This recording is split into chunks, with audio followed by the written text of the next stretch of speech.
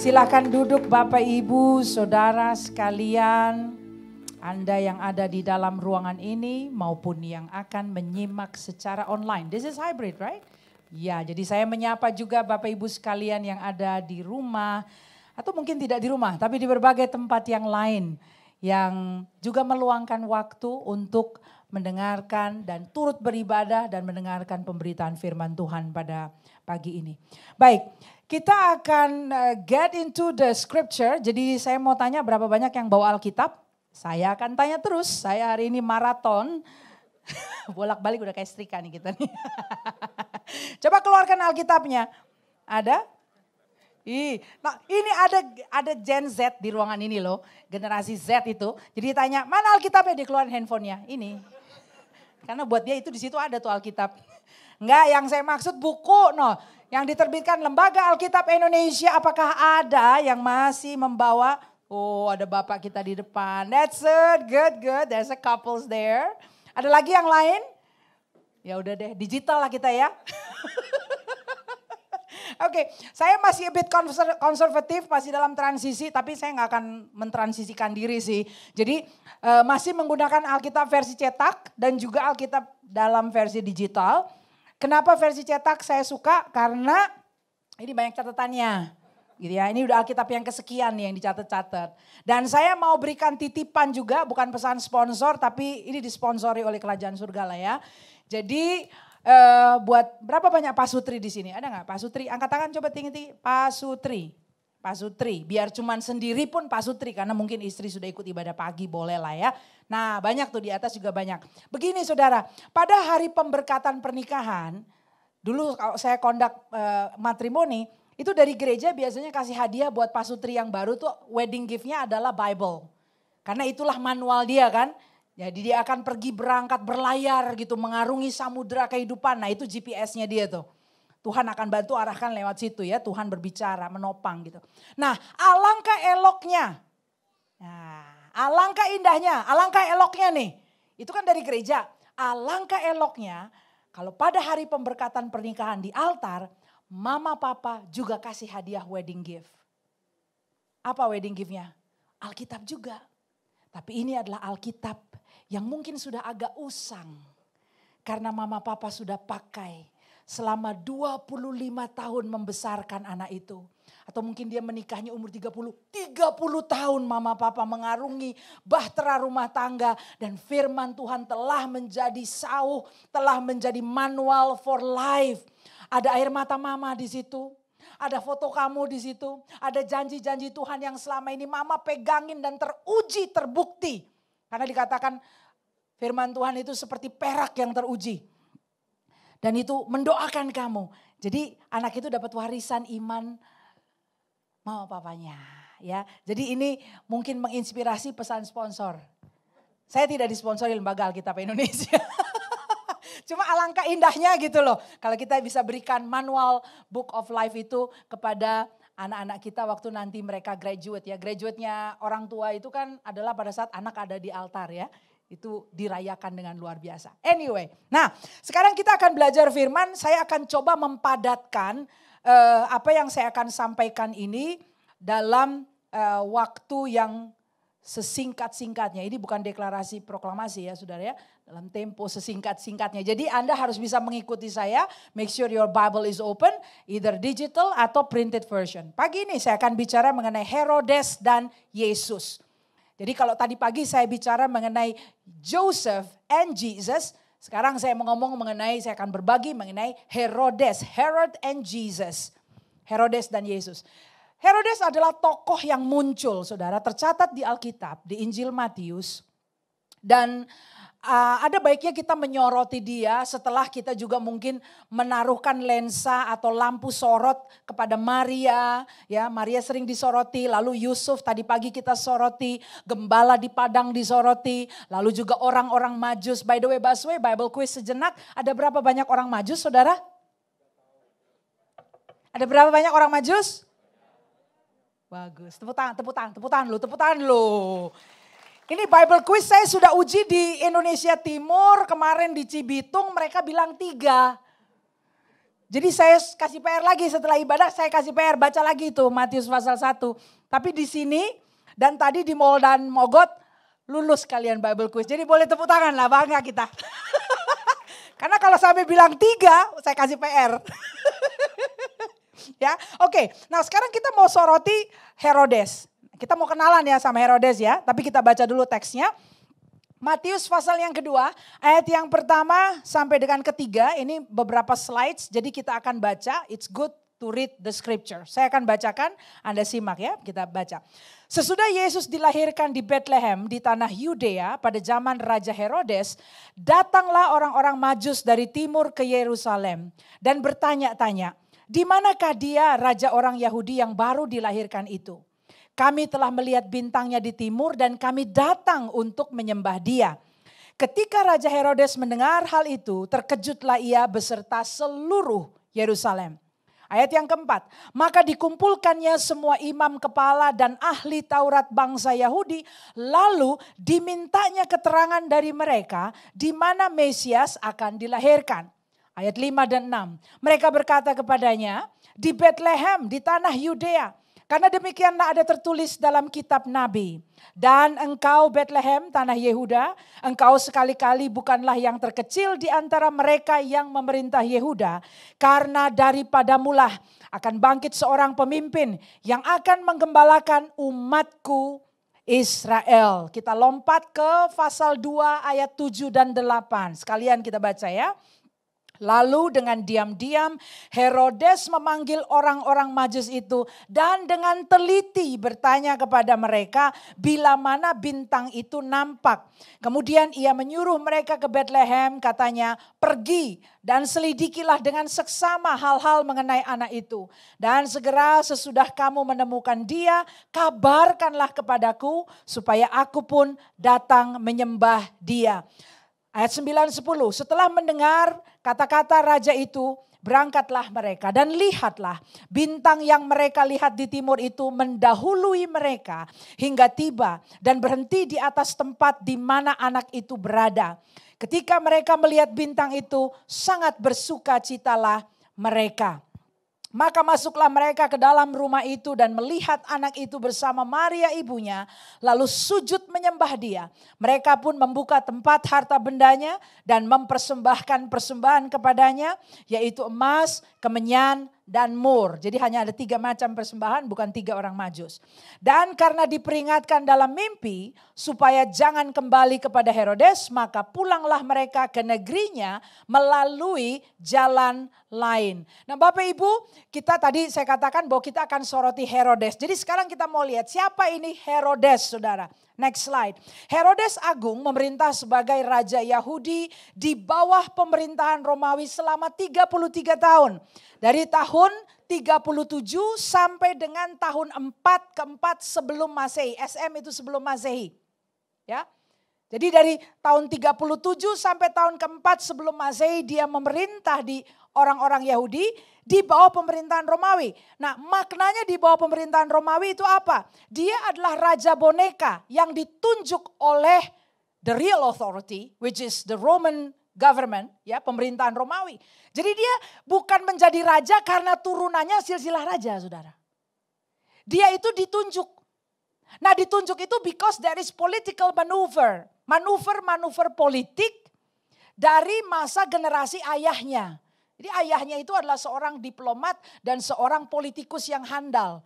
Waktu dia bisa benar-benar mendekat kepada pemerintah yang sedang berkuasa, dia udah mikir nih posisi berikutnya anakku. Jadi dia udah lihat posisi-posisi empuk yang mana. Jadi anaknya dia ada 2 yang kemudian masuk ke government, salah satunya adalah Herodes. Nah peta yang Anda lihat di layar saat ini adalah peta wilayah yang diberikan oleh pemerintah Romawi untuk kemudian dikuasai ya oleh Herodes. Jadi Herodes adalah raja yang memerintah karena ditunjuk ya saudara ya.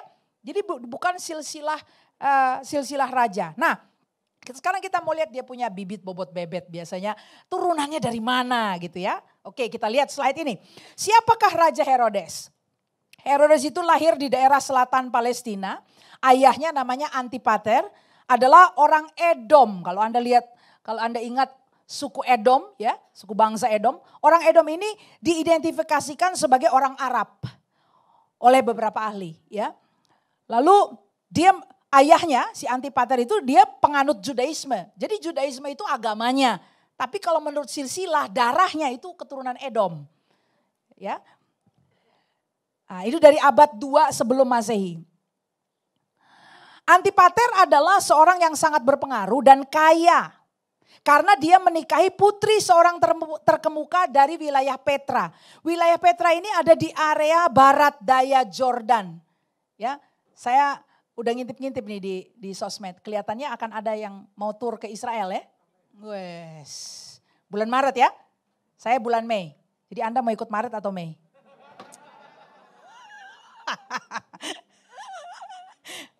Kalau Maret nggak bisa ikut yang Mei aja. Ya, di barat daya Jordan. Pada saat itu wilayah ini adalah ibu kota dari kerajaan Arab yang namanya kerajaan Nabatean. Dengan demikian Herodes adalah keturunan Arab sekalipun menganut Judaisme. Nah, ini kan pengetahuan kontekstual ya. Jadi kita perlu memahami kontekstual ini. Jadi kalau Anda membaca perjanjian baru, it's good to read the intertestamental history antara perjanjian lama ke perjanjian baru, itu ada masa kurang lebih 400 tahun. Kita coba lihat apa yang terjadi di sana gitu. Manuver-manuver politik apa yang terjadi di situ yang kemudian waktu kita buka lembaran perjanjian baru, tokoh-tokoh yang muncul itu adalah juga tokoh-tokoh politik dalam masyarakat Yahudi pada saat itu. Nah, di sini kan kita melihat mana mungkin seseorang keturunan Edom, ya, yang bapak mamanya Edom Arab sama putri Nabatean itu kemudian bisa masuk menjadi raja atas bangsa Yahudi. Berarti dia bukan keturunan Raja Daud kan? Nah, ini kita mesti lihat. Lalu Herodes itu dikenal sebagai apa gitu ya? Kalau Anda membaca buku-buku sejarah berkenalan dengan Herodes. Kalau ya apa boleh buat ya, kalau melihat Herodes Agung di dalam Injil saudara, dia hanya ada di pasal-pasal awal. Karena setelah itu dia mati. Ya, dia mati tidak lama setelah dia memerintahkan pembunuhan bayi-bayi anak-anak di bawah usia 2 tahun. Enggak lama setelah itu dia mati gitu. Nah jadi kalau Anda ketemu ada nama Herodes itu keturunannya. Keturunan kedua, ketiga, keempat. Jadi itu bukan Herodes yang sama. Ini bukan Herodes yang sama yang Yesus berdiri di hadapannya waktu mau diadili. Ini bukan Herodes yang sama yang memerintahkan pemenggalan kepalanya Yohanes Pembaptis. Ini juga bukan Herodes yang sama yang ditampar sama malaikat. Ada tuh yang ditampar sama malaikat. Jadi kita perlu melihat silsilah ini gitu ya. Nah, tapi tidak bisa dipungkiri waktu seseorang membaca sejarah atau sketsa perilaku, sketsa diri seorang Herodes Agung atau disebut namanya dalam bahasa Inggris Herod the Great. Ya, dia itu adalah seseorang yang tidak hanya seorang politikus handal, seorang diplomat dan politikus handal. Saya bilang politikus handal itu nanti Anda bisa baca sejarahnya. Dia tahu keberpihakan sama mana yang menghasilkan untung buat dia. Ya, dalam sejarah dia pernah berpihak kepada Cleopatra dan Marcus Antony di Egypt gitu. Lalu waktu Mark Antony sama Cleopatra kalah, dia kemudian putar haluan berpihak kepada Octavianus. Octavianus itu yang kemudian menjadi Kaisar Agustus. Jadi keberpihakan ini adalah manuver politik saudara. Ya kalau sekarang mau menang mau ikut partai yang mana, nanti kalau pemilihan berikutnya pindah lagi partai. Kira-kira kayak begitu, supaya agak dekat konteksnya gitu loh ya. Supaya Anda tahu kan. Nah, lalu apalagi dia terkenal selain sebagai seorang politikus yang tahu mesti berpihak kemana supaya bisa dapat posisi, supaya bisa dapat influence. Yang berikutnya juga terkenal mengenai Herodes Agung adalah the building projects. Ini saya munculkan beberapa karya hasil arsitektur bangunan yang dibuat oleh Raja Herodes. Ya. Ini adalah the Masada Fortress, benteng Masada. Ya, Raja Herodes Agung menghabiskan jumlah yang sangat besar dan mewah untuk banyak proyek pembangunannya. Seperti banyak diktator lain pada masa itu, Herodes bertekad untuk memperkuat warisannya, jadi dia punya legacy ya. Dengan membangun istana, kuil, kota, dan benteng-benteng yang arsitekturnya itu rumit. Jadi kalau dibilang peninggalan-peninggalan sejarah hasil dari masa pemerintahan Herodes itu karya arsitektur yang luar biasa. It's like the wonder in the ancient time. Saking indahnya, saking bagusnya dan masif banget. Ya, ini hanya beberapa yang saya pilihkan untuk dihadirkan. Nanti Anda silakanlah terinspirasi untuk memeriksa lagi. Ada sumber-sumber yang Anda bisa gali. Ya. Benteng Masada adalah benteng kuno yang terletak di dataran tinggi berbatu di tepi timur gurun Yudea, tidak jauh dari Laut Mati. Benteng ini awalnya dibangun sebagai istana untuk Raja Herodes yang kemudian mengubahnya menjadi benteng perlindungan di mana dia dapat melarikan diri jika terjadi pemberontakan. Ini sisa-sisanya. Nanti kalau ke Israel siapa tahu Anda bisa kunjungan di situ, Anda bisa berfoto. Nanti fotonya posting kirim ke saya. Nih loh, aku udah ke sana gitu kan. Jadi siapa tahu tahun depan kalau saya khotbah Natal ada foto Anda dan bentengnya. Yang berikutnya itu Herodium ya. Herodium itu adalah bukit kecil berbentuk kerucut terletak di utara gurun Yudea. Hanya beberapa kilometer selatan dari Yerusalem. Berdekatan dengan kota Bethlehem. Bukit ini adalah satu-satunya situs di dunia yang dinamai Herodes Agung. Namanya Herodium ya. Yang pada tahun 40 sebelum Masehi membangun sebuah benteng di situs tersebut dan menamainya menurut namanya sendiri. Hebat ya. Pernah lihat ada orang bangun gedung dia kasih namanya sendiri. Nah itu Herodes modelnya. Benteng kuno itu berisi 4 menara yang membentuk istana megah yang dikenal sebagai istana Herodes. Kastil mewah itu berisi pemandian, lantai mosaik dan tempat tinggal yang megah. Istana ini dihancurkan oleh bangsa Romawi selama pemberontakan besar Yahudi pada tahun 71 Masehi. Udah bangun bagus-bagus, tahun 71 Masehi dihancurkan ya. Nah ini dia yang ketiga. Yang ketiga ini yang paling signifikan tentunya. Ini adalah bait suci Herodes. Masih ada sisanya sekarang. Bait suci yang dibangun Herodes terbuat dari pualam putih.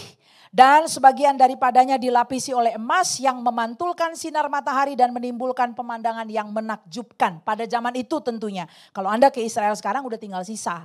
Ya. Tapi ini kan kita ngomong mengenai 2000-an tahun yang lalu ya. 2000-an tahun yang lalu.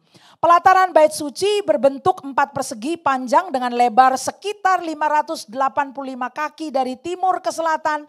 Dari timur ke barat. Dan panjangnya 610 kaki dari utara ke selatan. Di sepanjang dinding sebelah dalam pelataran ini terdapat serambi dengan barisan pilar rangkap 2 di sebelah selatannya. Serambi sebelah timur dikenal sebagai serambi Salomo. Karena konon bangunan inilah yang tersisa dari bait suci yang dibangun Raja Salomo. Jadi di atas situs dulu tempat dibangun pertama kali bait Allah Salomo. Maka di lokasi itulah Herodes membangun bait suci Herodes. Tapi dengan luasan yang jauh lebih besar. Jauh lebih besar. Nah ketiga ini yang saya kutip adalah hanya beberapa dari monumen-monumen besar lain dan kota-kota pelabuhan, kota-kota yang besar-besar yang dibangun oleh Herodes. Ini reputasinya bahwa dia adalah a great architect and builder. Bangunan fisik. Ya. Nah ini mungkin sedikit saya munculkan kepada Anda, ini silsilah nih. Coba kita lihat di slide berikutnya. Nah jadi kalau mau lihat Herodes, ini kayak begini saudara, ada silsilahnya tuh ya. Itu yang warna merah itu istri-istrinya. Ada Mariame 1, Maltes, Mariame 2, Cleopatra. Ya, dan juga ada istri lain, kurang lebih istrinya ada 10. Anaknya kurang lebih mungkin 14. Dari jumlah anak 14 itu ada 3 kurang lebih yang dieksekusi mati atas perintah Herodes sendiri. Dia pun mengeksekusi mati Mariame.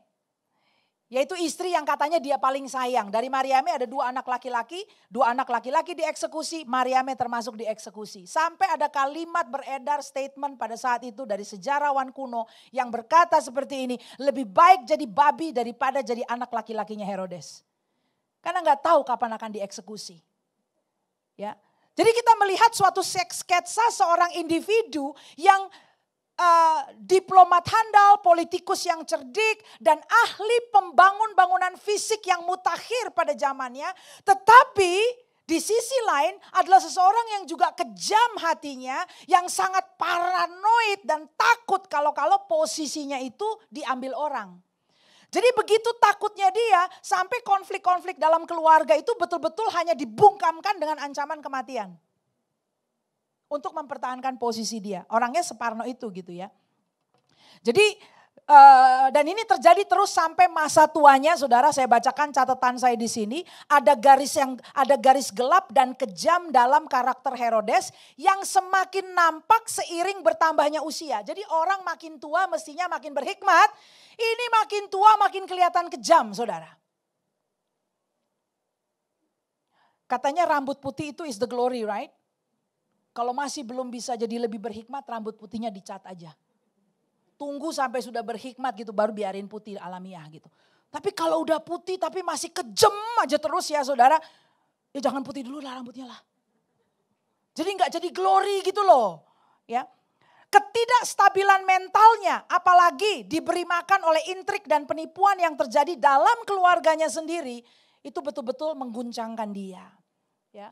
Jadi kematian itu benar-benar nggak tahu. Keluarga itu tinggal tuh nggak tahu kapan akan dibunuh, kapan akan dibantai, kapan tiba-tiba gejolak political powernya terganggu. Mungkin ada orang lain ngomong apa, sikut sana sikut sini, itu bisa ancamannya kematian. Bahkan saya kasih info sedikit sama Anda bahwa pada hari dia mati nih, menjelang kematiannya dia bikin surat wasiat. Punya anak 3 mau bagi-bagi kerajaan kayak apa gitu ya. Tapi ada satu wasiat yang gila sekali. Dia bilang gini, pada hari aku mati, ya, aku mau orang menangis. Karena dia tahu tidak akan ada orang menangis gitu saudara. Coba bayangkan, orang mati, kamu sih gak bakal ditangisin. Mungkin ada orang bilang, lega gitu, akhirnya mati juga dia. Jangan sampai kita kayak gitu ya saudara ya. Anda mau kan kalau mati ditangisi ya. Jangan sampai orang bilang, akhirnya. Atau sebelum mati pun orang bilang, kapan sih cepetan aja kek. Nah dia itu tahu. Dan dia kepingin pada saat hari dia mati harus orang nangis. Nah gimana caranya kan saudara? Dia tahu, berarti dia udah ngerti. Caranya adalah dia menitahkan dalam surat wasiatnya. Pada hari dia mati, kumpulkan semua pembesar-pembesar Yahudi di satu lokasi. Dan begitu nafasnya dia berakhir, semua pembesar itu harus dibunuh. Harus mati. Itu yang terjadi pada akhir klimaks hidupnya. Pada nafas terakhirnya. Jadi pembesar-pembesar Yahudi dikumpulin bersama dan mati. Harus dibunuh. Ya tentu orang menangis. Tapi menangisnya karena yang itu. Bukan karena dia, saudara. Nah inilah sketsanya saya mau hadirkan kepada Anda. Untuk kita bisa kemudian memahami konteks.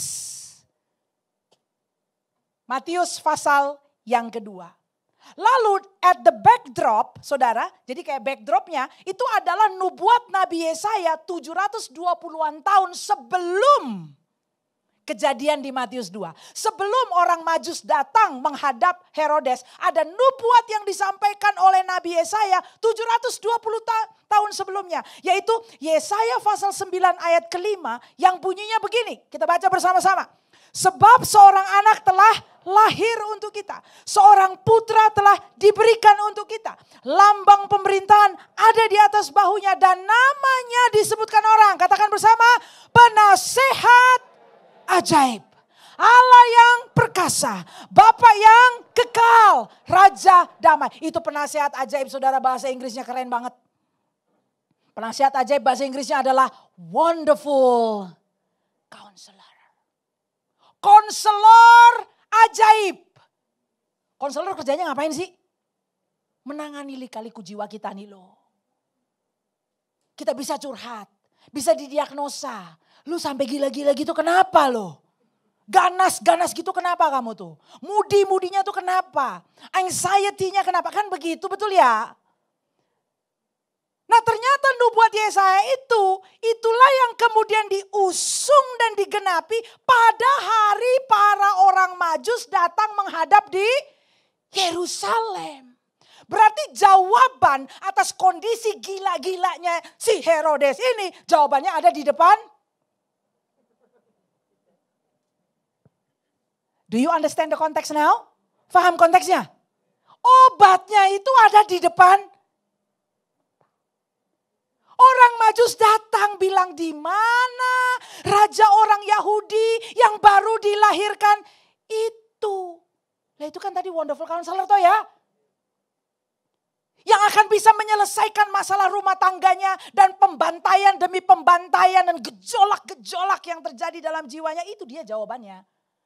Orang Majus datang. Di mana raja orang Yahudi. Lalu kita lihat responnya Raja Herodes. Apa? Ayat yang ketiga berkata, terkejutlah. Ketika Raja Herodes mendengar hal itu, katakan terkejutlah. Katakan sama-sama terkejut. Bahasa Indonesianya sangat sopan saudara. Kita mau lihat dalam terjemahan lain ya. Let's see this slide. Ketika Raja Herodes mendengar hal itu, terkejutlah ia beserta seluruh Yerusalem. I'm presenting to you that word from other translation. Dari versi ESV, English Standard Version, ayat yang ketiga berkata, when Herod the king heard this, he was troubled. And all Jerusalem with him. Bahasa Indonesia kita elok, terkejut dia. Oh, terkejut kayak apa? Terkejut kayak zaman, itu terkejut TikTok saudara. Terkejutnya itu troubled. NIV berkata disturb. Terkejutnya itu disturb. NLT, New Living Translation berkata deeply disturb. New American Standard Version, NASB berkata troubled. Dalam bahasa Grekanya taraso. Taraso itu bicara mengenai of the minds of those in fear or perplexity. Jadi ada kegelisahan, kegundahan, rasa terganggu di dalam pikiran. Dalam kondisi jiwa, dia ketar-ketir. Kenapa? Begitu dengar ada raja lain. Loh, aku nih raja Herodes the Great, don't you know? Aku yang bangun kota pelabuhan, aku yang bangun itu fortress, aku yang bangun istana, aku yang bangun bait Allah. By the way saudara, kenapa dia bangun bait Allah semegah-megah gaban begitu? Karena dia tuh keturunan Arab. Jadi secara descendant dia bukan orang Yahudi, dan buat orang Yahudi saat itu penting sekali tuh darah biru tuh harus diusut. Keturunanmu siapa, bibit bobot bebetmu, dan sekarang kamu menjadi raja. Kenapa kita mesti hormat sama kamu? Jadi di mata orang Yahudi itu masih ada syak. You are not a Jewish. You are not Jew. Kamu bukan orang Yahudi. Jadi ada syak yang seperti itu loh, konflik batin. Lalu untuk memenangkan hati orang Yahudi, nah ini orang politik nih tahu nih kayaknya kayak gini nih saudara nih. Dibangunlah bait Allah semegah-megah gambreng itu. Untuk merebut hati orang Yahudi. Udah deh, aku peluk agama Yahudi juga. Aku bangun deh rumah ibadatmu. Gak ada masalah dia buat ngebangun gedung-gedung kayak begitu saudara. But his heart remain cold. Dia gak kenal Tuhan Allahnya orang Yahudi itu. Orang bisa bangun gedung saudara. Orang bisa berikan fasilitas. Lebih mewah dan makin mewah. But that does not mean, itu bukan berarti kau kenal Yesus Tuhan yang lahir di Bethlehem itu. Herodes terganggu. Bayangkan kamu nubuat 720 tahun yang lalu. Itu tiba-tiba at your time, in your lifetime, dalam masa hidupmu digenapi. Dan kamu kemudian troubled. You are deeply disturbed. Come on, dia gak cocok saudara. Penggenapan nubuat dan kamu terganggu gitu.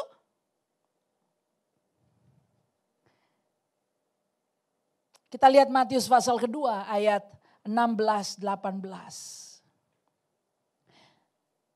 Saya munculkan slide-nya di layar saudara. Ketika Herodes tahu bahwa ia telah diperdayakan oleh orang-orang Majus itu. Ia sangat marah. Lalu ia menyuruh membunuh semua anak di Bethlehem dan sekitarnya.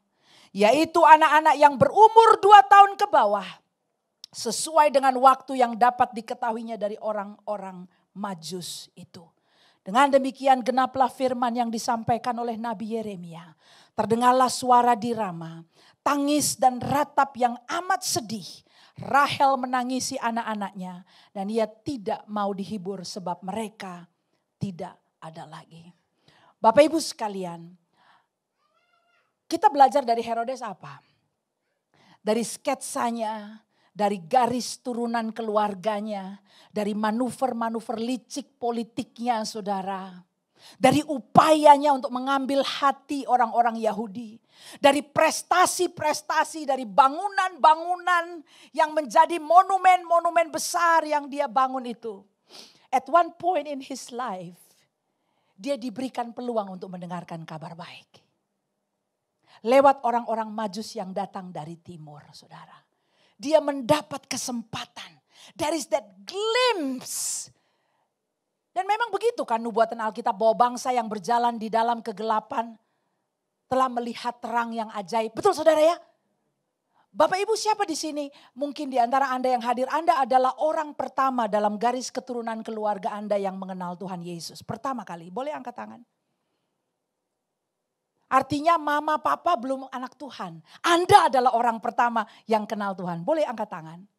Oke, banyak sekali di sini ya. Puji Tuhan. Herodes datang dari turunan yang gelap juga. He got a chance on that day untuk meresponi kabar baik saudara. He got a chance on that day to be healed, untuk disembuhkan. Dia mendapat peluang pada hari itu untuk garis keturunannya bisa dibangun oleh Tuhan sehingga tidak lagi ada brothers against brothers, koko sama adik, bunuh-bunuhan, atau mama sama anak, bunuh-bunuhan. Tidak akan ada lagi manuver-manuver politik dalam garis keturunan keluarganya. Bila saja dia menerima penasehat ajaib, Bapa yang kekal, Allah yang perkasa, Raja damai itu. Tapi ternyata dia tidak mau menerima saudara. Dia menolak. Dia merasa terganggu karena apa? Karena dia ada pada posisi raja. Saya mau bilang kepada Anda, now let's go to theological meaning. Kalau kita bisa duduk tenang di sini dan saya lihat Anda duduk di depan gitu ya. I mean you are all calm because kita kadang-kadang merasa tenang because ya itu pembicaranya lagi ngomong mengenai Herodes. Nggak ada Herodes juga sih di ruangan ini. Nggak ada. Oke, makanya kita mesti ngomong theological. Do you know? Kadangkala kita bisa bersikap seperti Herodes. Dan kita tidak pernah tahu kapan kita bersikap seperti Herodes sampai firman Tuhan mengkonfrontasi kita. Firman Tuhan yang menghibur, yang menguatkan, yang membebat luka. Kita bisa amin, haleluya. Tuhan bicara sama saya. Mah dengar tuh Tuhan ngomong sama kita. Tapi firman Tuhan yang menegur, yang mengoreksi. Firman Tuhan yang berkata, di bagian itu dari hatimu, Tuhan Yesus juga perlu bertata. Memang betul lahir barunya mungkin 10 tahun lalu ya. 15 tahun lalu udah lahir baru benar.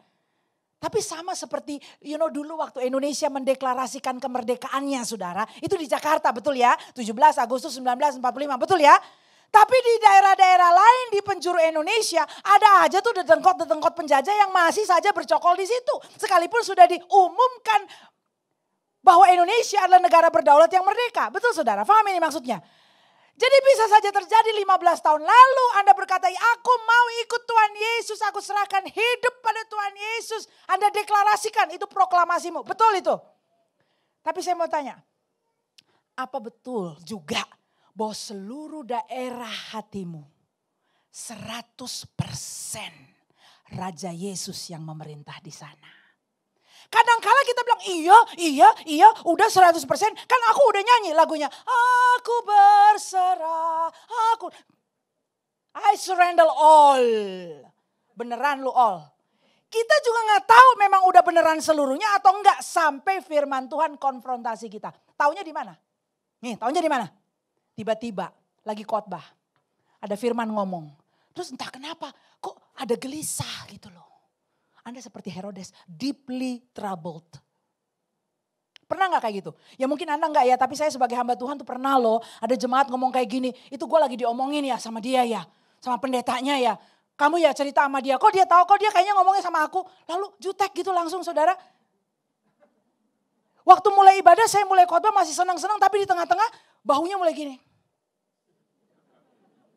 Aku juga gak ngerti kenapa begitu dia. Ya langsung gini. Itu kenapa? Karena dia merasa katanya khotbahnya lagi ngomongin dia. Padahal dia pun saya gak kenal saudara. Gak ketemu juga. Saya gak lagi lagi ngupas-ngupas hidup orang. Tapi kenapa bisa begitu?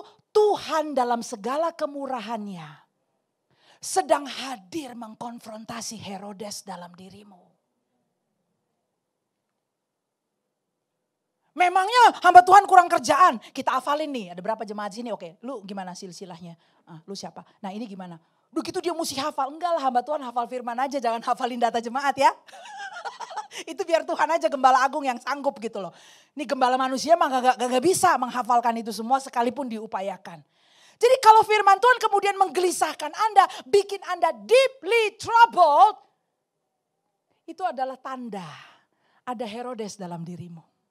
Dan Tuhan dengan lembut penuh kasih sayang sedang berkata, yang itu nak, area yang itu serahkan. Area yang itu relakan. Relakan. Jadi waktu kita deeply trouble sebetulnya sedang ada dinamika pergolakan batin yang seperti itu. Dan saya mau bilang kepada Anda, come on.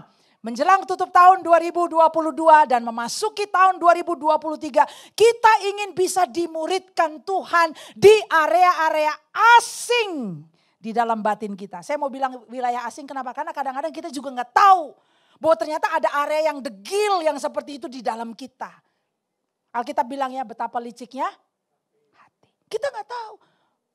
Kita sering bilang ya udah Tuhan hatiku kau yang tahu. Ya emang iya cuma dia yang tahu. Dan akan tersingkap secara gradual. Katakan gradual. Bapak Ibu perlu secara gradual. Karena kalau Tuhan singkapkan hatimu apa adanya kepadamu kau pengsan. Betul. Hati kita busuk dan kotor kita bisa pengsan ngelihatnya. Ya ampun Tuhan masih mau aku yang kayak gitu. Yes Tuhan masih mau. Tuhan mau pulihkan kita. Proses restorasi terjadi seumur hidup saudara. Karena itu pada saat firman Tuhan sedang menangani kita up close and personal. Kita katakan ucap syukur sama Tuhan. Tuhan gak nyerah sama kita. Amin. Jadi ini Herodes bukan Herodes yang udah mangkat tahun 2 sebelum Masehi. No, ada juga di sini Herodesnya.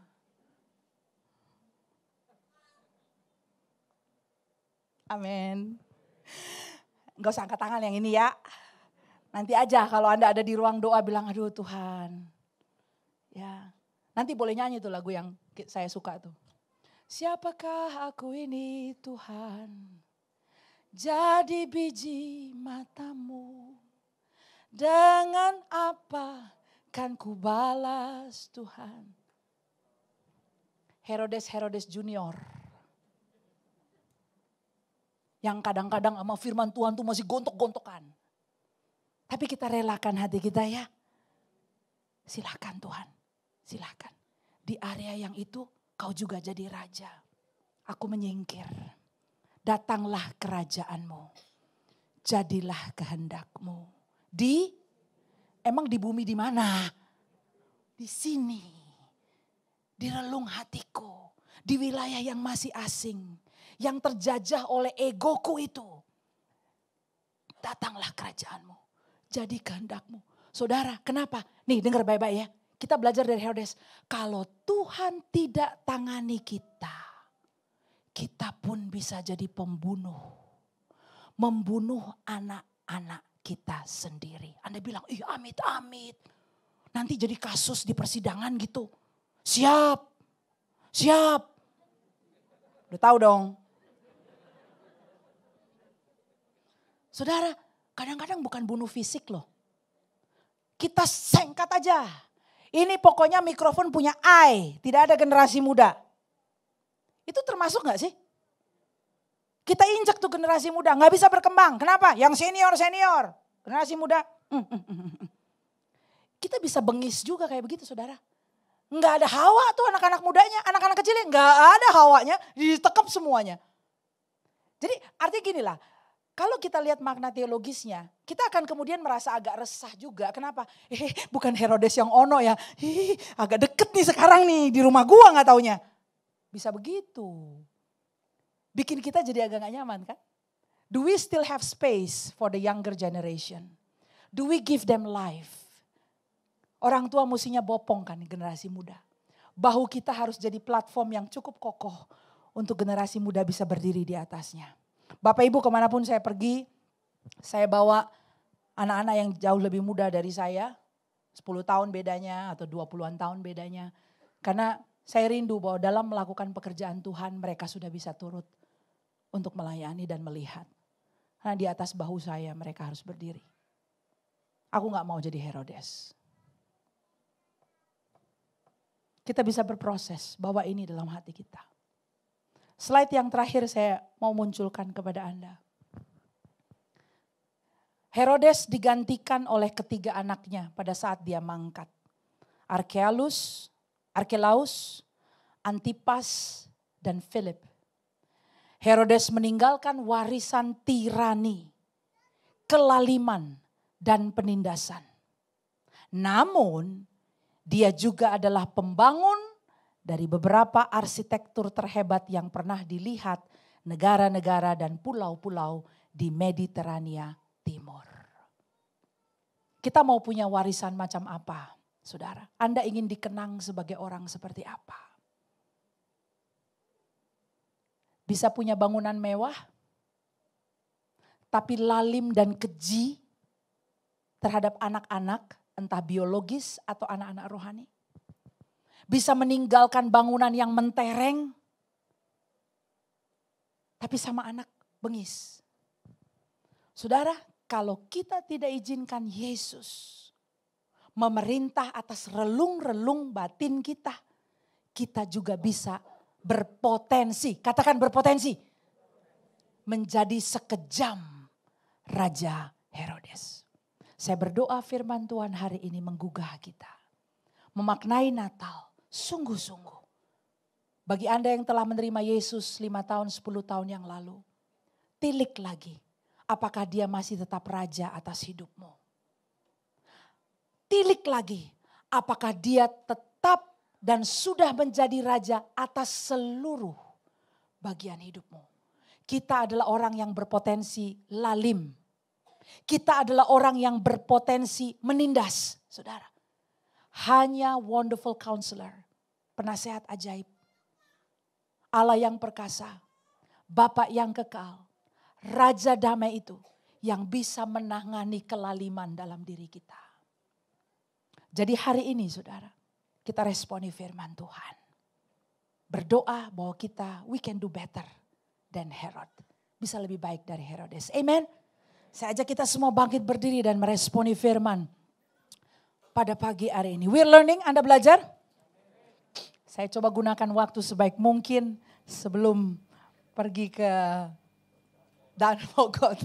Jadi biar ini bisa Anda ingat ya, semoga nanti PowerPoint-nya bisa di-share dan dipelajari di rumah. Silakan, you can use it. Itu saya belum ngomong mengenai silsilah, karena dalam silsilah itu kita lihat ternyata keturunan kedua, ketiga, keempat juga mendapat kesempatan mendengar kabar baik. Keturunan keduanya adalah Antipas, di hadapannya berdiri Yohanes Pembaptis, dia penggal. Keturunan berikutnya ada Agripa I, juga kejam. Agripa II, itu Paulus berdiri di hadapannya, bersama dengan Felix. Memberitakan firman juga. Dia tolak. Jadi 4 keturunan berulang-ulang menolak kabar baik. Jangan sampai begitu kita. Anda yang sudah menjadi keturunan pertama, orang pertama dalam garis keturunan keluarga Anda, setialah sama Tuhan. Agar pintu itu terbuka terus. Untuk anak, cucu, cicit, keturunan kedua, ketiga, keempat dari Anda. Menjadi orang-orang yang saleh. Orang-orang yang cinta sama Tuhan. Amen, saudara. Amin, amin. Kita doa ya. Bapa Surgawi, thank you so much. Terima kasih, terima kasih. Terima kasih Tuhan. Terima kasih. Terima kasih. Terima kasih Tuhan. Kami berpotensi jadi orang lalim dan kejam. Tapi Tuhan, Engkau memandang kami dan menangani isu-isu kami. Terima kasih Kau gak nyerah dengan kami Tuhan. Sehingga kami berpeluang meninggalkan legacy of faith, warisan iman bagi anak-anak cucu kami anak biologis maupun anak rohani. Bukan gedung yang kami tinggalkan. Bukan itu Tuhan. Tapi warisan iman. Engkau yang tahu potensi kekejaman dan kekejian di hati kami. Dan aku berdoa dengan rendah hati ya Bapa. Lawat kami di area-area itu. Tangani kami Tuhan. Tangani kami. Agar kami cinta generasi berikutnya. Kami cinta anak-anak dan cucu-cucu kami. Biologis maupun rohani. Jauh lebih cinta dan sangat cinta. Daripada segala macam manuver politik. Atau bangunan-bangunan mewah. Aku berdoa lawat gereja ini. Sehingga betul-betul ini menjadi rumah yang nyaman. A home for everybody. Anak-anak Tuhan bisa menemukan ini sebagai oasis. Di tengah-tengah padang gurun. Kekeringan cinta dan kasih sayang di sekelilingnya. Aku berdoa berkati Pastor Alex. Ibu Sri. Tim penggembalaan. Tim pelayan Tuhan. Tangani kami Tuhan. Wonderful Counselor. Tangani kami. Lawat kami di area-area terselubung itu. Dalam nama Yesus. Dalam nama Yesus. Agar anak-anak kami bisa berdiri di atas fondasi yang solid. Mereka semakin terang. Semakin kokoh berdiri. Karena senior-seniornya. Bapak ibu rohaninya. Bapak ibu jasmaninya. Dilawat Tuhan. Dalam hati sanubari yang terdalam. Kami declare. Jesus is King. Yesus Raja. Yesus pusat penyembahan kami. Pusat perhatian kami. Dan Tuhan tetaplah di sana. Sebagai pusat perhatian kami. Jaga hati ini Tuhan. Jaga hati ini. Untuk tetap menempatkan Engkau at the center of our heart. Terima kasih Tuhan. Terima kasih. Terima kasih. Dalam nama Yesus kami ucap syukur Bapa. Kami berdoa.